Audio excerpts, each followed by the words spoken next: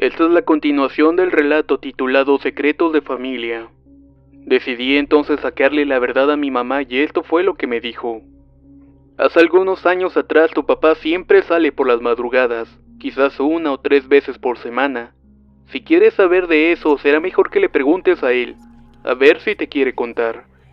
Después de esto pasa a contarme que desde hace algún tiempo atrás había empezado a escuchar susurros fuera de la casa, hasta que una noche escuchó la voz de una mujer muy tierna.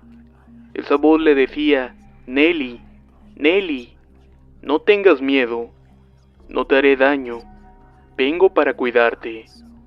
La primera vez que lo escuché me dio miedo, comenta, pero después agarré valor y le contesté preguntándole quién era.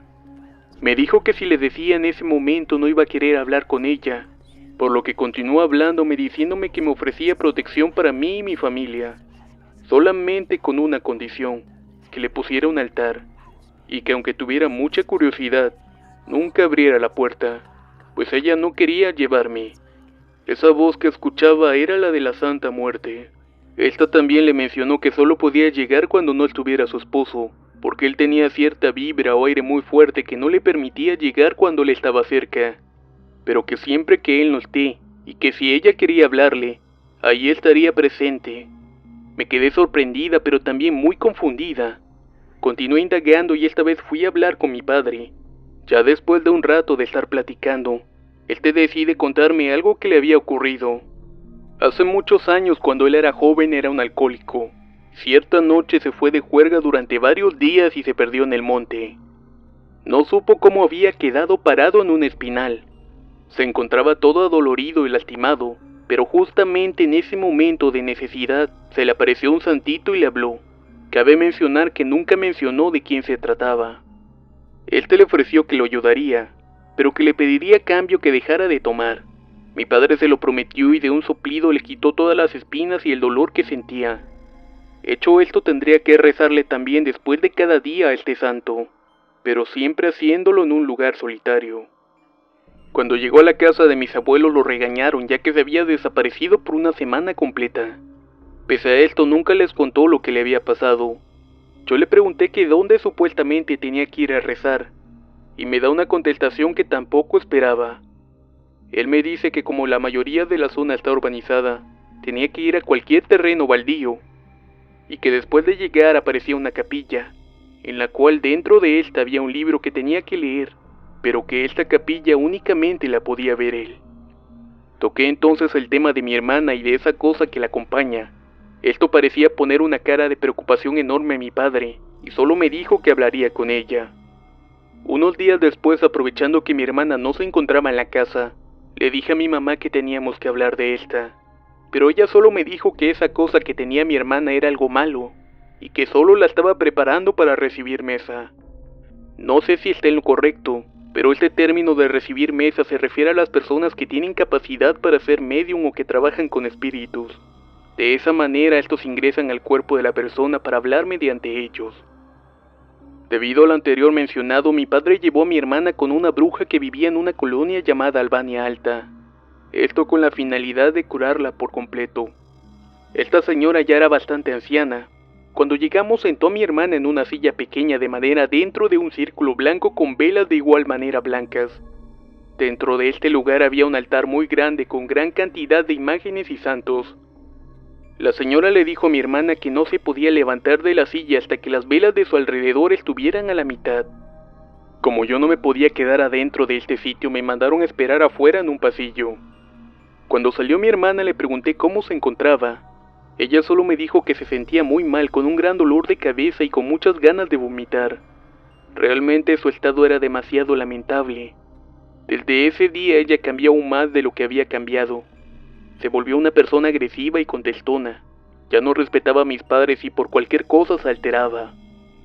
En una ocasión nos encontrábamos discutiendo y ella me quiso golpear. Mi madre intervino y se empezó a pelear con ella. Al recibir una bofetada por parte de mi mamá, esta solo comenzó a reírse de una manera horrible. Sus ojos se habían tornado blancos y parecía tener más fuerza de lo habitual. Afortunadamente mi mamá sabía karate y la pudo contener con mucho esfuerzo. Mientras mi hermana estaba en el suelo, ella solo empezaba a gritar: ¡Mátala! ¡Mátala! Era una escena sumamente terrible. A mí solo me quedaba ponerme a llorar. No sabía si era por miedo debido a la preocupación de ver a mi hermana en ese estado. La primera reacción de mi madre al ver cómo se encontraba mi hermana fue decirme que fuera por doña Yuyi. Esta es una vecina nuestra que sabe ramear. Salí corriendo a avisarle y esta señora me dijo que no volviera a la casa hasta que pasara un buen rato. Ya más tarde regreso a la casa y veo que mi hermana se encontraba bien. Se veía muy agotada, pero lo raro es que decía que no se acordaba de nada. Desde ese día todo fueron problemas familiares. Cierta noche mi hermana llevó a su mejor amiga a dormir a la casa. A ella al parecer le contaba más cosas que a mí, y escuché cuando ésta le decía que ya tenía 2 días que mi papá no salía en las madrugadas, que probablemente hoy sí salía, y que mi madre de seguro se ponía a hablar con la disque santa. La intención que ellas tenían era poder verlos en el acto.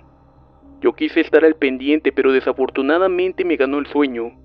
No supe más del tema hasta el día siguiente cuando mi hermana me contó lo que vieron. Ellas pudieron ver cómo nuestro padre se convertía en un gato negro al pasar por debajo de la sombra de los árboles. Después de que hacía esto, él se metía entre unos árboles que estaban en la banqueta, y que desde ahí él hablaba con mi mamá. Y no era realmente la Santa Muerte. Para ser sincera, no le creí nada de eso. ¿Mi papá? Eso no era posible.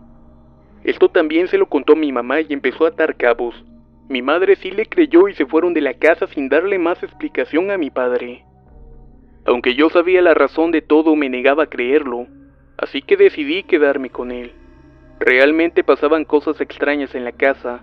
Algunas veces cuando salía, encontraba sal en forma de cruz frente a la puerta de la casa, o bien cruces hechas con tierra de panteón según decía mi papá, así como sangre y velas negras o rojas con negro, e incluso velas blancas con alfileres.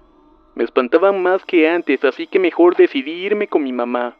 Meses después mi papá enfermó muy gravemente, y tanto mi hermana como mi madre no estaban dispuestas a cuidarlo y mucho menos regresar a esa casa. Yo por amor a mi padre decidí ir a cuidarlo algunas noches, pero estaba poniéndose cada vez peor. Como a los 5 meses empecé a asistir a un templo cristiano.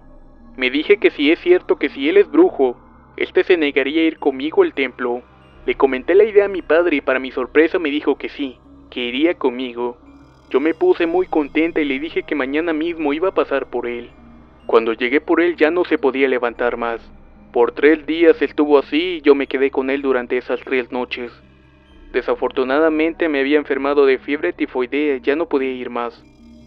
Me enteré que lo habían llevado al hospital para internarlo, y una tarde mi primo me avisa que mi padre había muerto.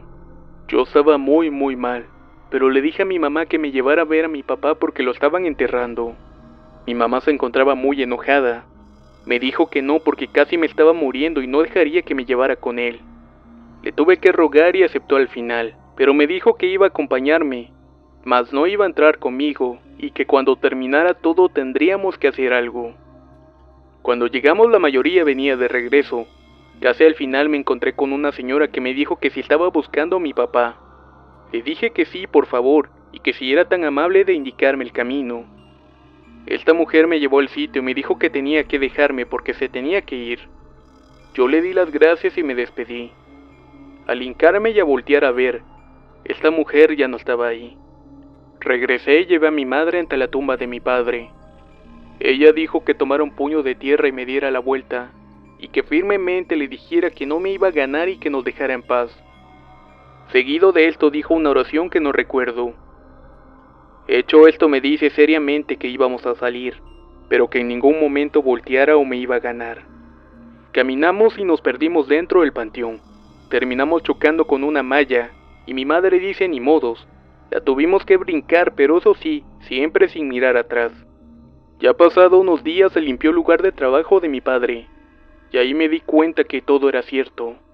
Debajo de sus mesas de trabajo había fotos amarradas, otras de cabeza, e incluso había fotos de bebés y niños. Ahora comprendo de dónde sacaba tantas historias de terror que a mí me encantaba escuchar.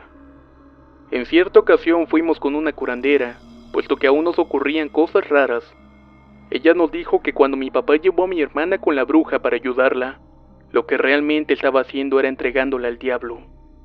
Ella no tenía nada malo, sino que realmente la protegía un ángel, y probablemente con ellos iba a trabajar porque ella tenía un don.